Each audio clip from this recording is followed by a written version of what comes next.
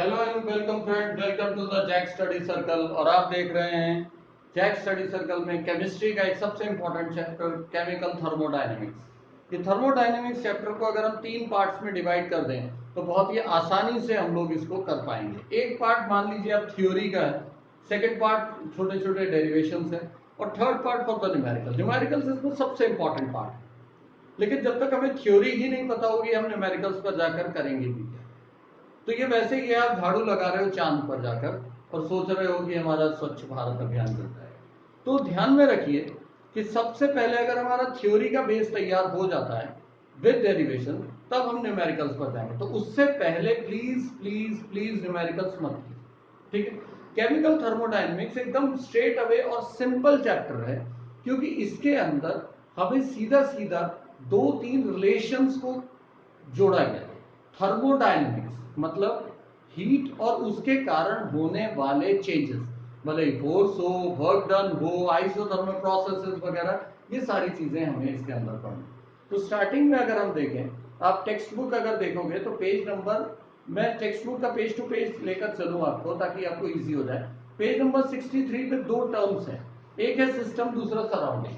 System क्या होता है? जिसको मैं स्टडी करता हूं। अगर मैं इस चीज को स्टडी कर रहा हूं तो दिस इज माय सिस्टम, ठीक है।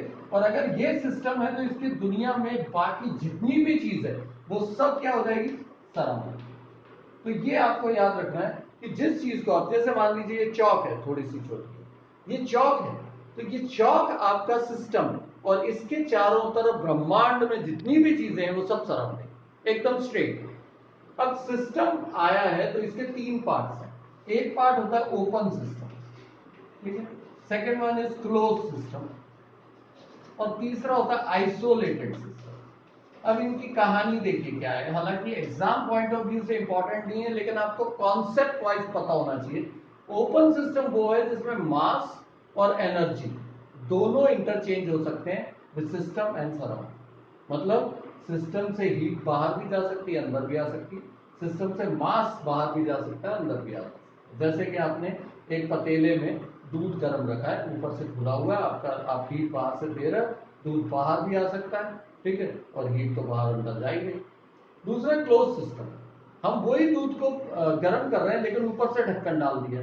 अब मास एक्सचेंज नहीं हो रहा, सिर्फ हीट एक्सचेंज हो रही है। हम अंदर से बाहर, बाहर से अंदर हीट ले सकते हैं, दे सकते हैं, लेकिन मास चेंज नहीं हो रहा, दैट इज क्लोज सिस्टम। तो मैंने दूध को ढक्कन कर दिया। अब मैंने तीसरा क्या किया, वही दूध निकाला और एक थर्मस फ्लास्क में डाल दिया, थर्मस फ्लास्क बंद कर दिया। अब क्या है, ना तो थर्मस से बाहर निकल सकता है दूध, ठीक है, ना हीट निकल सकती है। No no heat exchange, no mass transfer, this is known as isolated system. तो ओपन सिस्टम, क्लोज सिस्टम और आइसोलेटेड सिस्टम की कहानी इसके अंदर दी हुई है। पेज नंबर 63 और 64 के अंदर ये चीज है। उसके बाद आते हैं properties of a system. Properties 2 type की होती है, एक एक्सटेंसिव प्रॉपर्टी, दूसरी इंटेंसिव प्रॉपर्टी। एक्सटेंसिव प्रॉपर्टी मतलब जो ऐसी प्रॉपर्टी जो सब्सटेंस के मास या नंबर ऑफ मॉलिक्यूल्स पर डिपेंड करती है, उसको बोलते हैं एक्सटेंसिव प्रॉपर्टी। ये ध्यान में रखना है आपको। एक्सटेंसिव प्रॉपर्टी का एग्जांपल मैं अगर आपको बोलूं तो मास है, वॉल्यूम, इंटरनल एनर्जी वगैरह वगैरह, जो उसकी मास के ऊपर डिपेंड कर रहा है। और जो मास पे डिपेंड नहीं करता, इंटरनल कैरेक्टरिस्टिक्स पे डिपेंड करता है, उसको हम बोलते हैं इंटेंसिव प्रॉपर्टी। जैसे प्रेशर हो गया, टेम्परेचर हो गया, ये सारी चीजें क्या इंटेंसिव अंदर से। जैसे पेट्रोल है, पेट्रोल और पानी दोनों में क्या फर्क है? इंटेंसिव प्रॉपर्टी फर्क है कि पेट्रोल की इंटरनल एनर्जी ज्यादा है, पानी की नहीं। इसलिए पेट्रोल को आग लग जाती है, पानी को नहीं लगती। भले मास पानी का ज्यादा हो, कम हो, पेट्रोल का कम हो, ज्यादा हो, उससे कोई फर्क नहीं पड़ता। तो ये 2 आपको याद रखने विद एग्जांपल। इंटेंसिव प्रॉपर्टी के मेन एग्जांपल है pressure, temperature, surface tension, viscosity, melting point, boiling point वगैरह। ये सारी चीजें इंटेंसिव प्रॉपर्टी में आती। तो याद रखना, इंटेंसिव प्रॉपर्टी मास पे डिपेंड नहीं करती, एक्सटेंसिव प्रॉपर्टी मास और नंबर ऑफ मोल्स या मॉलिक्यूल्स पे डिपेंड करती, ठीक है। उसके बाद आते हैं कुछ स्टेट फंक्शन। अब ये स्टेट फंक्शन क्या है? स्टेट का मतलब क्या होता है? जो बहुत इंपॉर्टेंट फंक्शंस होते हैं उसको बोलते हैं स्टेट फंक्शन, जिसके कारण आपका जो सब्सटेंस है उसका नेचर चेंज होता है। जैसे प्रेशर, टेम्परेचर, वॉल्यूम, ये टाइप की जो चीजें होती है उसको हम लोग कहते हैं स्टेट फंक्शन। इसमें एक दो और फंक्शंस होंगे आई थिंक। तो स्टेट फंक्शंस के अंदर हाँ, प्रेशर, वॉल्यूम, टेम्परेचर और नंबर ऑफ मोल्स भी इंपॉर्टेंट। ठीक है, इनको हम लोग बोलते हैं स्टेट फंक्शन। स्टेट फंक्शन एक और खास बात है कि ये इनिशियल स्टेट और फाइनल स्टेट दोनों को माइनस करके हम लोग पता लगाते हैं कि बीच में हुआ क्या है। Nature of the path important नहीं है, फाइनल क्या प्रेशर, टेम्परेचर, वॉल्यूम था और इनिशियल स्टार्टिंग में क्या प्रेशर, टेम्परेचर, वॉल्यूम था, उसके ऊपर डिपेंड करते हैं, उसको स्टेट फंक्शन बोलते हैं। तो पाथ कोई सा भी हो, आप कैसे भी हीट कर रहे हो, आप उसको डायरेक्टली हीट कर रहे हो, बंसन बर्नर पे हीट कर रहे हो, वाटर बाथ पे हीट कर रहे हो, कोई फर्क नहीं पड़ता। आप पाथ कौन सा फॉलो कर रहे हो रिएक्शन में, ये बिल्कुल रेलेवेंट नहीं है। सिर्फ रेलेवेंस क्या है, pressure, temperature, volume, number of moles final, pressure, temperature, volume and number of moles initial. इन दोनों के बीच में जो भी होगा उसको हम लोग स्टेट फंक्शन कहेंगे।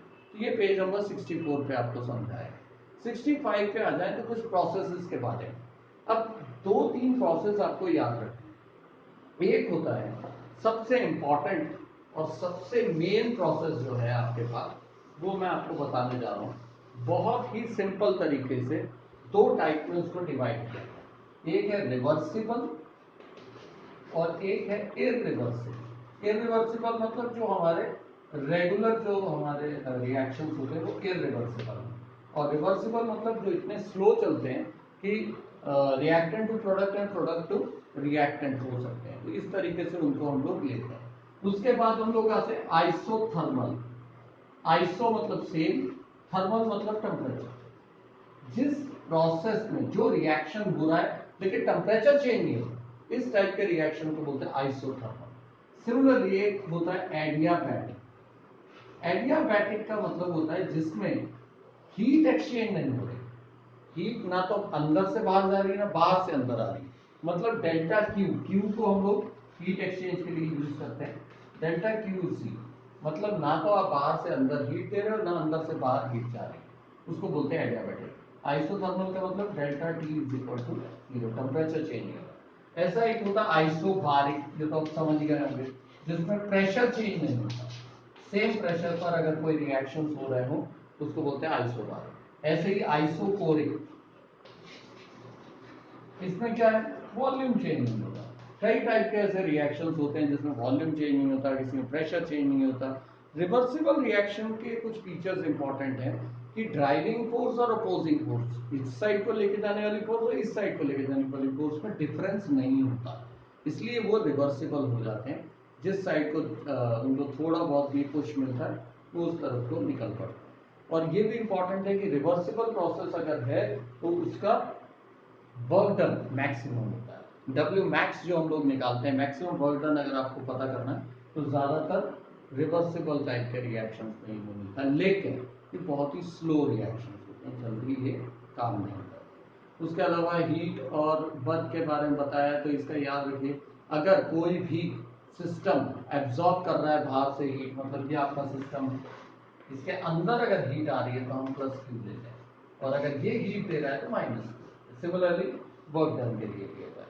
तो इस टाइप की ये सिर्फ साइन कन्वेंशन दिए गए हैं और इसमें कुछ खास है नहीं। उसके अलावा एक है प्रेशर वॉल्यूम पर, एक एक्सप्रेशन है, बहुत ही अच्छा एक्सप्रेशन है और इम्पॉर्टेंट भी है, आपको ये याद रखना है। ये मैं कह रहा था कि अगर आपको थ्योरी मालूम है और उसको हम ऐड कर दें थोड़े से डेरिवेशन के साथ, तो आपको कोई नहीं रोक सकता अच्छे मार्क्स लाने से। तो जैसे वर्क डन, वर्क डन क्या होता है, फोर्स इनटू डिस्प्लेसमेंट। बचपन से पढ़ते आ रहे हैं, इवन क्लास 9th में हमने पढ़ाई, फोर्स इनटू डिस्प्लेसमेंट। अब यहाँ पर आप देखोगे फोर्स क्या होता है, तो हमें बचपन से मालूम pressure is equal to force upon area. तो फोर्स की जगह प्रेशर इनटू एरिया लिख सकता हूँ, यहाँ मैंने लिख दिया pressure into area into displacement. अब यहाँ पे ध्यान देने वाली चीज क्या है, एरिया इनटू डिस्प्लेसमेंट क्या होगा, एरिया क्या होता है, लेंथ इनटू ब्रेथ, मतलब लेंथ इनटू लेंथ, और डिस्प्लेसमेंट भी लेंथ है, तीनों लेंथ है, मतलब क्या है, वॉल्यूम। और यहाँ पे चेंज क्या होगा, वॉल्यूम। इसको हम लोग बोलते हैं वर्क डन का expression with the help of pressure and volume. या तो वॉल्यूम चेंज होगा या प्रेशर। बेसिकली वॉल्यूम चेंज होता है, अगर प्रेशर पड़ता है तो वर्क डन होता है, सीधी सी बात है। जो पिस्टन और अरेंजमेंट्स रहते हैं वो इसी टाइप से चलते हैं। तो इसको हम लोग कैसे लेते हैं, W is equal to minus P V2 minus V1, final volume minus initial volume, इस तरीके से ये रिलेशन मिलता है। तो आपको स्टार्ट कैसे करना है relation, work done is equal to force into displacement, instead of force you can write pressure into area into displacement, area into displacement is volume, therefore pressure into volume. तो इसको हम लोग बोलते हैं वर्क डन का simple relation. एक free expansion के बारे में बताया। फ्री एक्सपेंशन मतलब जब आपको सामने से कोई फोर्स नहीं लग रही है, कोई भी बाहर से फोर्स ना लगे, इसको हम लोग बोलते हैं फ्री एक्सपेंशन। तो फ्री एक्सपेंशन के टाइम पर क्योंकि कोई प्रेशर नहीं है तो ये जीरो हो जाएगा, इसका मतलब कि वर्क डन जीरो होता है। फ्री एक्सपेंशन में वर्क डन जीरो होता है, ये इतना सा आपको ध्यान में रखना है। बाकी यूनिट्स वगैरह दी हुई हैं, आप खुद समझदार हैं, कर सकते हैं। 1 bar is equal to 10⁵ pascal, ये याद रखो, ये बहुत इंपॉर्टेंट हो सकता है।